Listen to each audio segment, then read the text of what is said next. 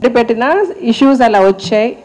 సరే అయిపోయింది, ఒకళ్ళు ఏం జరిగింది అనేది మర్చిపోదాము, వాళ్ళు ఏం చేశారు మనం ఏం చేసాం అన్నది వద్దు, బయట వాళ్ళకి తెలియదు మనం ఏమి ఫేస్ చేసామో అని మ్యాక్సిమం అందరికి ఎక్స్ప్లెయిన్ చేసుకుంటూ నడిపించుకొచ్చాము ఎలక్షన్స్ ఎంత కరెక్ట్గా ఎంత బాగా జరిగాయి. అందరూ అంటే ఈ ఎలక్షన్లో ఈవెన్ కౌంటింగ్ కూడా యూట్యూబ్లో మొత్తం పెట్టేశారు. So everything was so transparent. ఇంత ట్రాన్స్పరెంట్గా జరిగిపోయిన తర్వాత, వాళ్ళు ఓడిపోయిన తర్వాత, ఇంక ఇప్పుడు నిన్న యాక్చువల్గా ఏదో సిచ్యువేషన్లో పరుచూరి గోపాలకృష్ణ గారితో మాట్లాడాను నేను ఈ సంతకాల గురించి. దేనికి వస్తే ఎప్పుడు స్వారింగ్ ఇన్ సెరమనీ అన్నారు ఆయన. సార్ 22nd అనుకుంటున్నాం డైరెక్టర్ గారు, 22nd ఫిక్స్ చేశాము అని చెప్తే 22nd వరకు ఎందుకు ఆగుతున్నారు మీరు, వెంటనే చేసేసి ఉండొచ్చు కదా, చాలా ఇష్యూస్ వస్తాయి సంతకాలని అదని ఇదని, మీరు వర్క్ చేయాలంటే చాలా ప్రాబ్లం అవుతుంది కదా అన్నారు ఆయన. అంత బికాజ్ ఈజ్ సీనియర్ మ్యాన్, ఆయనకి తెలీదా. సో ఇంతకుముందు ఈయన చెప్పినట్టుగా ఎన్ని అంటే సీఎంలు బిఎంలు అందరూ ఎలక్షన్స్ ముందు జరిగినా కూడా వన్స్ ఎలక్షన్స్ అయిపోయి ఓడిపోయి గవర్నమెంట్ డిజాల్వ్ అయిపోయిన తర్వాత ఆబ్వియస్గా వెంటనే వాళ్ళ మంచి ముహూర్తం చూసుకొని స్వారింగ్ ఇన్ సెరమనీ జరిగిపోతే పనులు చేసుకుంటాం బేసికల్గా. అదే సదుద్దేశంతో మనందరం ఒకటైపోయాం అన్న ఒకే ఒక ఫీలింగ్తో మేము చాలా సిన్సియర్గా పనిచేసేసాం. పొద్దున్న 10:30 గంట వచ్చి ఆఫీస్లో కూర్చొని నేను నరేష్ షూటింగ్ ఉన్నాయన్ని లాక్కొచ్చి మేజర్ థింగ్స్ ఫైల్స్ హిల్స్ అన్ని బట్టి ఎల్ఐసి ఇది చూసి లైఫ్ ఇన్సూరెన్స్ చూసి చాలా టెన్షన్ పడ్డాం అందరివి. సో బేసికల్గా దట్ సంథింగ్ వెరీ ఇంపార్టెంట్ కదా, ఏ క్షణంలో ఎలా జరుగుతుందో తెలియదు. ఎలక్షన్స్ వస్తాయి, ఎప్పుడున్నా ముందున్నా అనుకున్నా కొన్ని జరగాల్సినవి జరిగిపోవాలి. సో ఇవన్నీ చేయాలి అన్న ఉద్దేశంతో చాలా సిన్సియర్గా పనిచేస్తున్నాను మేము అనుకుంటే ఇవాళ పెద్ద షాకర్ వచ్చింది ఇట్లాగని. అంటే జెన్యున్గా ఎలా అనిపించింది, ఏదో చిన్న పిల్లలు మనం పంతం బట్టి ఇలా చేయకూడదు అని లాగుతున్నట్టు అనిపించింది. అసలు ఎందుకు అలాగా, అసలు నాకు ఇది వద్దే వద్దు, నేను అరుణాచలం వెళ్ళిపోదాం అనుకున్నాను, నన్ను అందరూ బలవంతం చేసి పెట్టి కూర్చోబెట్టి లాగారు దీనికి ఆయన. అసలు ఓడిపోయిన తర్వాత అయిపోయింది కదా, ఇంక ఇప్పుడు కూడా ఎందుకు ఇలాగ వేలాడుతుంది ఆయన మేమా. నాకైతే నిజంగా చాలా చాలా షాకింగ్గా అనిపించింది. ఇదే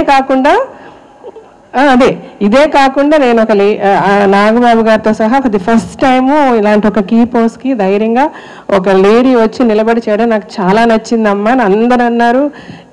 సోకాల్ ఇప్పుడు ఈ అబ్జెక్షన్స్ రేస్ చేసే వాళ్ళు కూడా చెల్లెమ్మ బావా అని మాట్లాడుతూ ఉన్నారు. నా గురించి కూడా, నా ఎలిజిబిలిటీ గురించి కూడా మాట్లాడాల్సిన అవసరం వచ్చింది టు ద ఎలక్షన్ ఆఫీసర్. ఏంటి ఆఫ్టర్ మీ winning, after so many people realising and telling so you are the right person అని చెప్పిన తర్వాత కూడా ఇప్పటికి కూడా నా ఎలిజిబిలిటీ గురించి మాట్లాడాల్సిన అవసరం ఏముంది అంటే ఇవన్నీ ఆలోచిస్తే ఇప్పుడు రాజశేఖర్ గారు అన్నట్టుగా రేపు ఏప్రిల్లో వాళ్ళు చెప్పిన టైంకే పోనీ మనం 10 రోజుల తర్వాత స్వేరింగ్ ఇన్ చేసిన తర్వాత కూడా ఎన్ని ఇష్యూస్ తీసుకొస్తారా అన్న ఫియర్ అయితే వస్తుంది మాకు. ఇప్పుడు యాక్చువల్గా ఇది ప్రెస్ మీట్ ఎందుకండి, ఏదో మీలో మీరు మాట్లాడుకోవచ్చు కదా అంటే ఇప్పుడు ఇది ఇలా వదిలేస్తే రేపు ఇంకా ఎంతవరకు వెళ్తుందో. So we really want to put an end to this. This is not a drama, this is not a game. సిన్సియర్గా we come to work. So మేము వర్క్ చేయడానికి మీకు ఇబ్బంది ఉంటే ముందే చెప్పేయండి. సో దట్ అట్లీస్ట్ మేము అందరికీ నమస్కారం పెట్టి అమ్మ మేము పని చేయాలనుకుంటున్నాం, మేము లాగుతున్నారు, మేము చేయలేకపోతున్నాం, మేము వెళ్ళిపోతాం అని చెప్పేస్తాం. వద్దు కదా, ఎందుకు అట్లా. So we're not ready for fight. మేము ఇక్కడ ఎవరిని ఫైట్కి రాలే, అందరినీ సిన్సియర్గా పనిచేద్దామని వచ్చాం. వాళ్ళందరినీ ఫస్ట్ థింగ్ అందరూ రండి. తను అన్నట్టు శ్రీకాంత్ గారు ఫోన్ చేస్తే కూడా రాజశేఖర్ గారు అదే అన్నారు, శ్రీకాంత్ గారు నేను గెలిచినా నువ్వు ఉండాలి నాతో, ప్రతిదీ నాకు చెప్పాలి, యూ షుడ్ గైడ్ మీ అని అన్నారు. ఆయన అంత బాగా మాట్లాడారు. సో వీఆర్ ఆల్ వన్ అని అనుకుని పనిచేయాలని అనుకుంటున్నాం. ఆ ఉద్దేశం లేకపోతే ఇప్పటికీ నా హంబుల్ రిక్వెస్ట్ ఏంటంటే ప్లీజ్ చెప్పేయండి, మాకు ఆ ఉద్దేశం లేదు, మేము మిమ్మల్ని ట్రబుల్ చేయాలని డిసైడ్ చేశామంటే మనకి ట్రబుల్ వద్దు. ఎందుకంటే జెన్యున్గా అందరమే మాకి మంచి జరగాలని ఆలోచిస్తున్నాం. ఈ మాలో ఇలాగా ఇండైరెక్ట్గానో డైరెక్ట్గానో కాన్స్పిరసీలు గొడవలు యుద్ధ అసలు దానివల్ల నష్టమే కానీ ఎవరికి మంచి జరగదు. ఇంకా ఫర్దర్గా ఆల్రెడీ నష్టం జరిగింది, బెటర్మెంట్ చేయాలనుకొని మేము ఇంకా నష్టం కల్పించిన వాళ్ళం అవుతాం. ఇలాంటి ఒక అట్మాస్ఫియర్ ఉంటాయి బేసికల్గా. సో ఈ అట్మాస్ఫియర్ ఉంది, ఇది తెలియజేయాలి, ఇది అవసరం అనే ప్రెస్కి రావడం. సో ఇప్పుడు ఫర్దర్గా నరేష్ గారు చెప్పినట్టుగా ప్రెస్ వచ్చింది, ప్రెస్ వాళ్ళకి ఎవరికి బాధ లేదు. ప్రెస్ కొంచెం లోపల హ్యాపీ. ఏంటంటే ఎలక్షన్ ముందే ఏదో జరుగుతుంది అని ఎదురు చూశారు. ఇప్పుడు ఆయన ఇంతకు ముందు ఫస్ట్ అడిగిన దానికి మీరు సార్ ఏముంది ఒక్క నిమిషం 10 రోజులే కదా, 10 రోజుల తర్వాత స్వైరింగ్ చేస్తే అయిపోతుంది కదా అని ఆయన ఒక మాట అన్నారు. సో బేసికల్గా అదే కరెక్టే, 10 రోజుల తర్వాత ఏమీ కాదు. కానీ ఇవన్నీ మా మనసులో భయాలు. అంటే 10 రోజులు ఇప్పుడు ఎవరు చేస్తారు అక్కడ పనులు, ఈ ఎల్ఐసికి ఏం సమాధానం చెప్తాం, ఇంకా కొన్ని చెక్కులు పెండింగ్లు పేమెంట్లు వాటికి ఎవరేం చెప్తాం. So many issues are there. సరే అప్పుడు నాలన్నా వచ్చి సార్ లేదు ఈ 10 రోజులు మీరు ఆఫీస్కి రాకుండా మేమే కూర్చుంటాం, మేము ఇష్యూస్ అన్ని సార్ట్అవుట్ చేసేస్తామని ముందే చెప్పుంటే fine. We would have done that. Okay మీరు సాల్వ్ చేయండి సార్, ఈ ఇష్యూస్ ఉన్నాయి మాట్లాడండి అనేస్తాం, అయిపోతుంది. This is so simple. దీనికి ఆగి మేము అన్నీ ఫిక్స్ చేసుకున్నాక ఎలక్షన్ ఆఫీసర్ గారికి ఫోన్ చేసి ఇది కనుక జరిగితే మేము కోర్టుకు వెళ్తాం, మీ ఛాలెంజ్లు దేనికి, మేము కాదనిలే కదా, మేమంటే మేము రెడీ ఫర్ ఫైట్ అని మేమంటే అనుకోవచ్చు, మేము అంటలేదు, మేము జెన్యున్గా ఇష్యూ లేదనుకోండి. అవును, ప్రెస్ కూడా మీరు నేను మాట్లాడింది కోపడకండి, ఫైట్ కాదు, ఇది సరదాగానే మాట్లాడు, అది జోక్. మీకు తెలుసు, మాకు తెలుసు, మీరు మేము ఎంత వీఆర్ ఆల్ వన్.